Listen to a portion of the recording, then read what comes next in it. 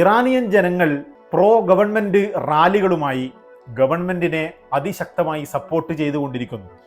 അവർക്ക് ഞങ്ങളാണ് വിജയിച്ചു നിൽക്കുന്നതെന്നും ഞങ്ങളുടെ മേൽ ഒരു വിജയവും അമേരിക്കക്കും ഇസ്രയേലിനും കൈവരിക്കാൻ കഴിഞ്ഞിട്ടില്ലെന്നും, കാരണം അവരുടെ യുദ്ധലക്ഷ്യമായ റിജീം ചേഞ്ചോ ബാലിസ്റ്റിക് മിസൈൽ സംവിധാനങ്ങളെ നശിപ്പിക്കുകയോ യുറേനിയം സമ്പുഷ്ടീകരണം നിർത്തലാക്കുവാനുള്ള അതിനെ നശിപ്പിക്കുവാനുള്ള അവരുടെ പദ്ധതിയോ ഒന്നും നടന്നിട്ടില്ലെന്നും ഞങ്ങൾക്ക് മേൽ ഒരു വിജയവും അവർ നേടിയിട്ടില്ല, പകരം ശാന്തിയോടെയും സമാധാനത്തോടെയും പോയിരുന്ന ഹോർമുസ് കടലിടുക്ക് ഞങ്ങൾ കൈവശപ്പെടുത്തിയെന്ന് മാത്രമല്ല, ലോകശക്തിക്ക് ഒന്നും ചെയ്യാൻ പറ്റാത്ത അവസ്ഥയിലേക്ക് അവർ നാറ്റോ രാജ്യങ്ങളുടെയും ലോകരാജ്യങ്ങളുടെയും സഹായം തേടുകയും ഞങ്ങളോട് യുദ്ധം ചെയ്യുവാൻ യൂറോപ്യൻ പാശ്ചാത്യ ശക്തികൾ പോലും മടിച്ചു നിൽക്കുകയും അമേരിക്കയും ഇസ്രയേലും ഒറ്റപ്പെട്ടു നിൽക്കുകയും അവർ ഇങ്ങോട്ട് ആവശ്യപ്പെട്ടുകൊണ്ട് ഒരു വെടിനിർത്തലിലേക്ക് എത്തുകയും ചെയ്ത സാഹചര്യം നിലനിൽക്കുമ്പോൾ അമേരിക്കക്കും ഇസ്രയേലിനും മുകളിൽ ഞങ്ങൾ തന്നെയാണ് വിജയിച്ചു നിൽക്കുന്നതെന്നും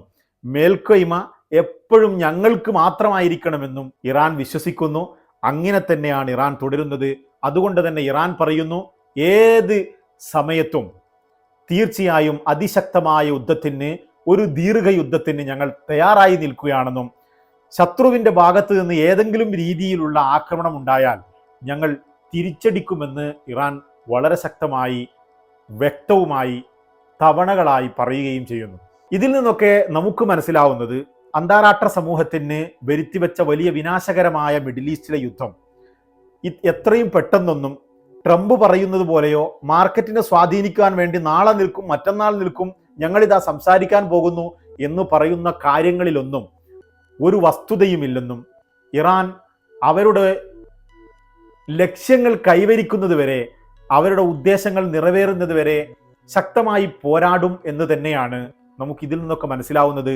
ഇന്നോ നാളെയോ യുദ്ധം അവസാനിക്കാൻ പോകുന്നില്ല, ഒരു രീതിയിലുള്ള വിട്ടുവീഴ്ചക്കും ഇറാൻ തയ്യാറല്ല എന്നു തന്നെ വേണം നമ്മൾ ഇതിലൊക്കെ മനസ്സിലാക്കാൻ.